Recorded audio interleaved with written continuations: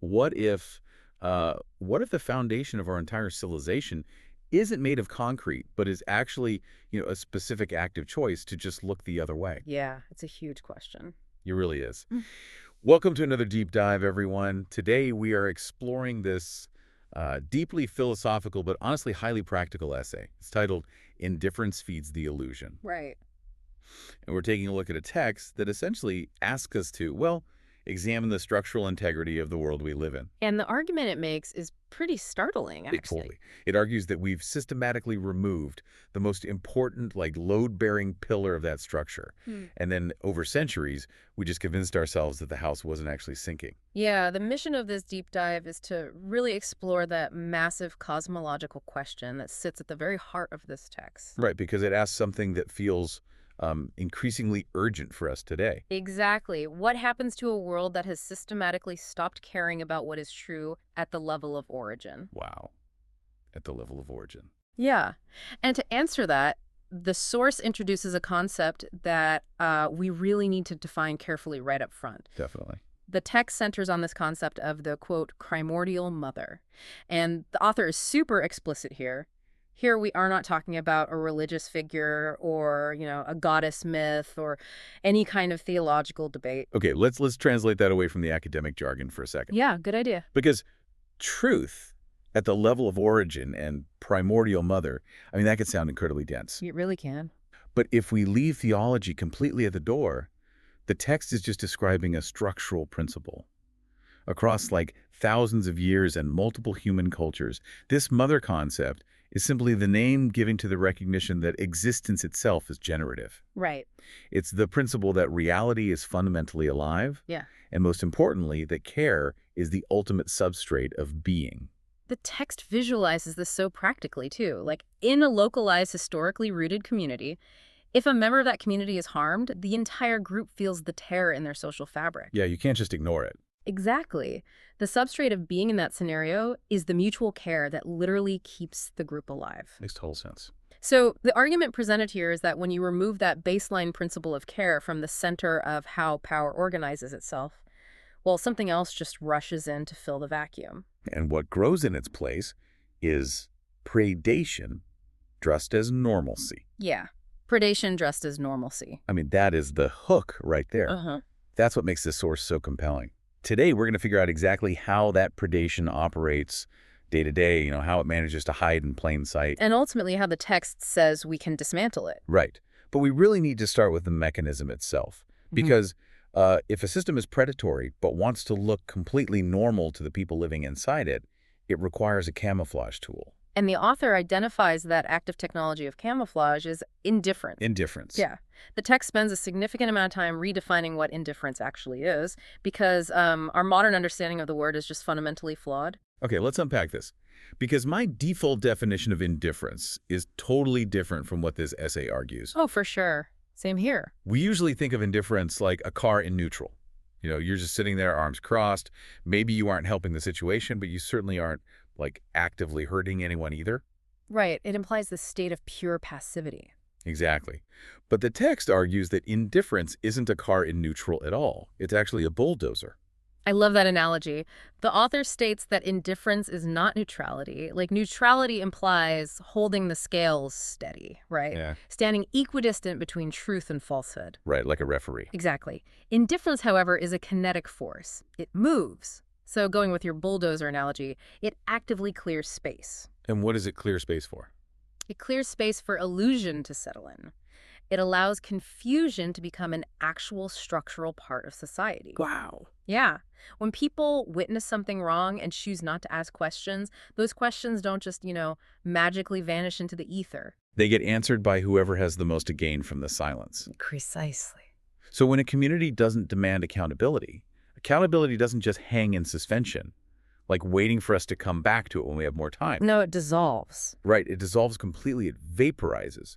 And what replaces it is this culture where unaccountable actors can just operate freely, all while society maintains the polite fiction that accountability still exists. And the source outlines a very specific, chilling progression regarding the goal of these predatory systems. Chilling is the right word for it. Because we tend to think the goal of a bad actor is merely to commit the harm and get away with it, right? Sure, yeah, just don't get caught. But the text suggests the ambition of a truly predatory system is much, much larger than that. The ultimate goal is to make the harm completely invisible. Okay. And then, once it is invisible, to make that invisibility unremarkable. Unremarkable. So the progression is like hide the horrific thing and then condition society to think it's totally normal that we can't see the horrific thing. Exactly. And the final step in that progression is just a psychological masterstroke. Which is?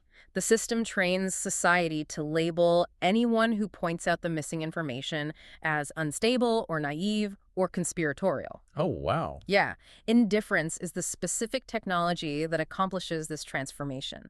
It takes the exceptional and the horrific and systematically converts them into the norm. And over time, that norm just becomes the landscape. Yep.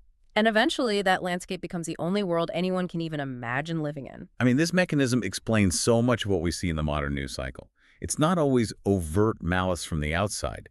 It's this slow, managed withdrawal of our collective attention from the inside. Absolutely. But we know how this bulldozer works in theory now.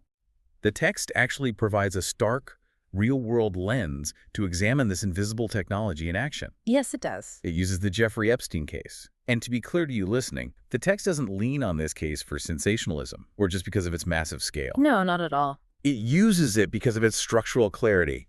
The author literally calls it a mirror. Yeah, it serves as a mirror reflecting the exact architecture of how systems of harm survive. Right. Because they do not survive because of some brilliant, impenetrable scheme.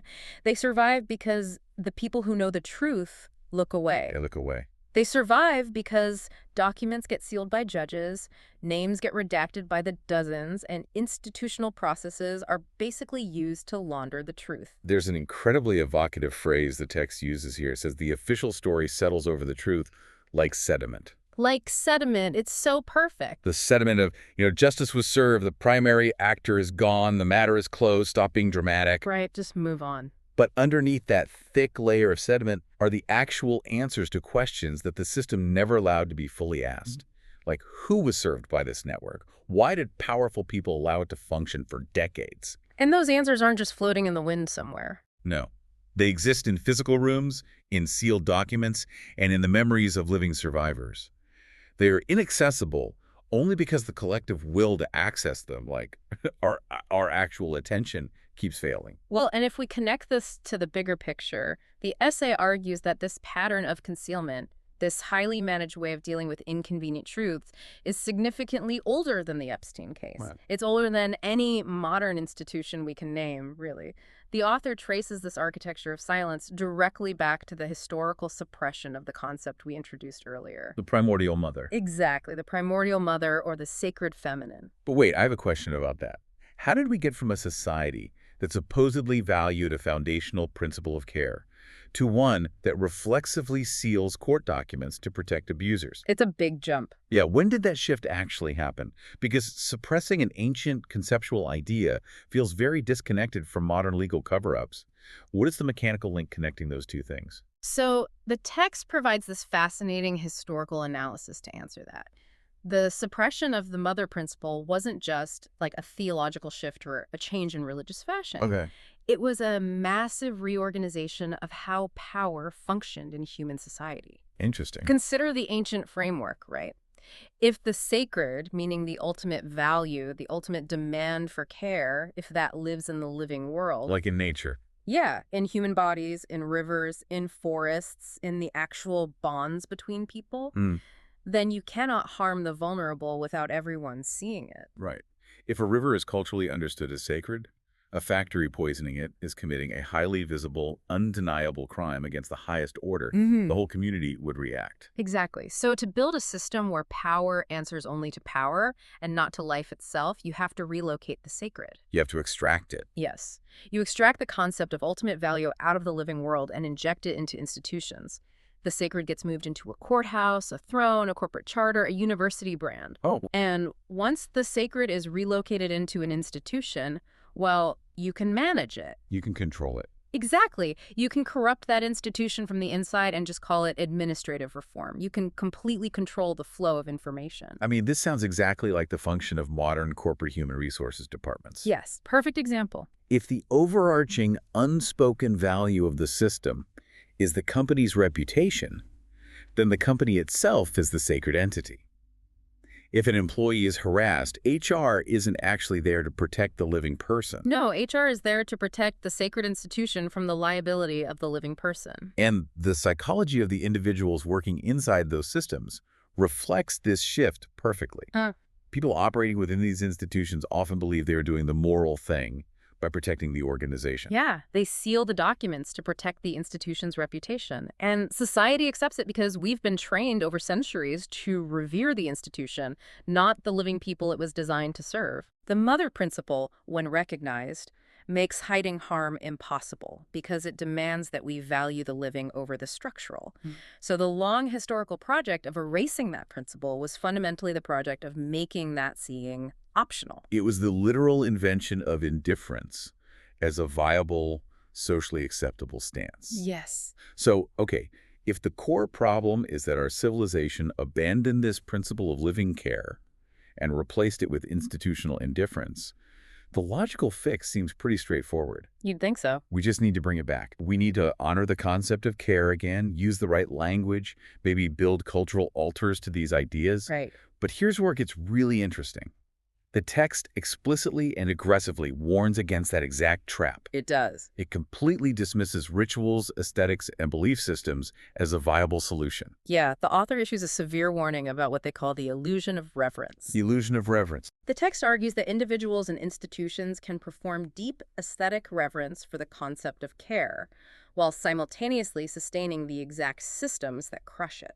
Right, so you can have the corporate wellness retreats, the perfectly curated diversity statements, the mindfulness seminars, Yep. the T-shirts with all the right buzzwords, and still be operating the bulldozer of indifference when someone actually files a complaint. Exactly. And using the language of care while practicing its opposite is not presented by the author as just like minor hypocrisy. No, it's structurally necessary for them. It is described as the precise mechanism that defers genuine transformation. It creates this powerful optical illusion that we are fixing the problem. And that illusion satisfies our moral conscience just enough that we stop actually doing the difficult work of dismantling the predatory system. Spot on. So if the performance, the aesthetics, and the language don't matter, how do we measure it? What is the actual metric for whether a system or a person is operating from a foundation of care versus a foundation of indifference? The text establishes a relentless practical metric for this: action in the face of institutional friction. Action in the face of friction. Yeah. The author states that it doesn't matter what you say about the mother principle. What matters is what you do about the harmed child. What do you do about the sealed document? Right. What do you do about the survivor who has been asking to be believed for decades? Or the school district that hides its bullying statistics to protect its funding? Because in those moments of friction, choosing to look away isn't neutrality. No, never. Indifference in those specific moments is always an active choice, even if the person dresses it up as, I just don't have enough information to take a side, or I have to remain objective. And those individual choices to look away, they accumulate. They compound. They compound over time into the world we have right now, a world where entire archives of systemic harm can be legally sealed simply because the institution assumes the public doesn't care enough to force them open. Okay, so what does this all mean? Because if we zoom out and look at the whole board, I get why this system of institutional indifference is devastating for the vulnerable. That makes total sense. Sure. They pay the highest, most immediate physical and psychological price. But the text makes a really bold claim here. It says this system is actually failing everyone, including the powerful. Yeah, it does. And I have to push back on the mechanics of that. If an entire legal and cultural system is specifically designed to protect the powerful, to hide their secrets and maintain their elevated status, how can that possibly be bad for them? I know it's a completely counterintuitive point, but the text outlines the hidden cost to power very clearly. Okay, lay it out for me. A world where harm has to be constantly hidden, legally sealed, and culturally normalized is a world that requires an exhausting amount of resources just to maintain the infrastructure of concealment. Oh, you have to pay the fixers. Yes, Manage the non-disclosure agreements, control the PR narrative, constantly monitor who knows what. That actually sounds exhausting. it is. And beyond the immense financial and logistical burden, the text points to a profound psychological cost. Which is?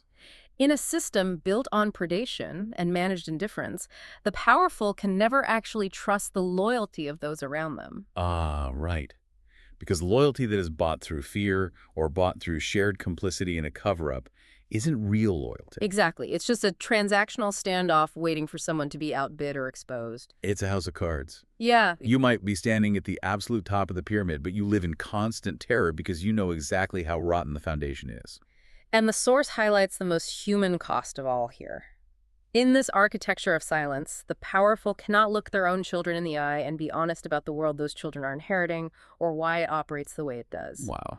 The author's argument is that prioritizing truth and care isn't a zero-sum game where the powerful lose everything and the vulnerable take over. Organizing power around care rather than constantly organizing care around power practically and concretely benefits everyone. Because it eliminates the exhausting need to maintain the illusion. Exactly. Because you don't have to spend your entire life maintaining the sediment. Right.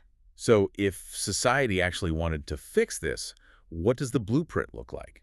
Because the text calls the solution the unsealing. The unsealing, yes. If an institution, say, a massive multinational corporation, a university, or a legal system, if they actually centered this principle of practical care, how would it function differently tomorrow? Well, the unsealing requires a complete inversion of an institution's default settings. Currently, the absolute default assumption of any institution is the protection of its own continuity. Right. Survive at all costs. But if we applied the blueprint from the text, that default assumption would shift entirely to the welfare of the most vulnerable living people affected by that institution. The priority flips back to the ancient model. Hmm. The living person matters more than the abstract reputation of the building they are standing in. Beautifully put.